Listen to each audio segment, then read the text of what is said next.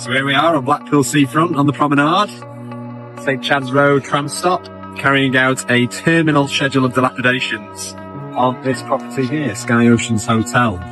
So we're acting on behalf of the landlord and we're preparing a schedule of dilapidations for the landlord to pursue the tenant for their liabilities. So today involves carrying out a detailed measured survey of each room, each floor. There's a basement, ground floor, first floor, second floor, third floor. So it takes 3 of us today to carry out the survey. 2 of the lads are in there. The girls in the office have prepared us with the documentation we need, floor plans, etc. I've just completed a drone survey of the roof. I'm now going to start on the external elevations.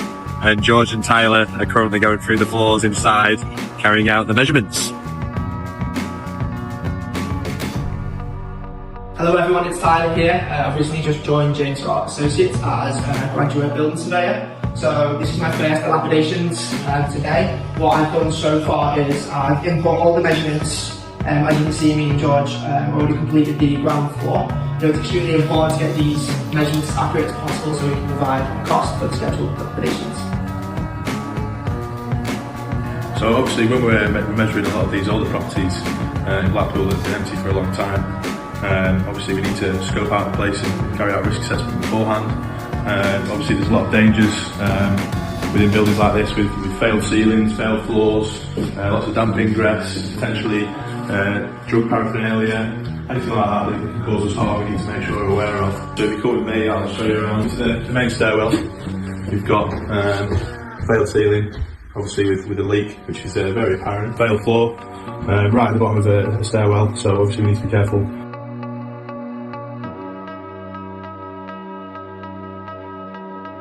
To explain how we provide the measurements for these scheduled dilapidations. So as we've got this stuff reading here. This measures anything with the length, the width to the ceiling height. So we would go in, we would find where we want to find our measurements. So for example, if we want to do this wall to that wall, we would pop this on here, the little laser will pop out and it'll hit that wall and it'll tell us the reading. And then straight away we'll go on the floor plan, find where this wall and that wall is, and we would jot it down.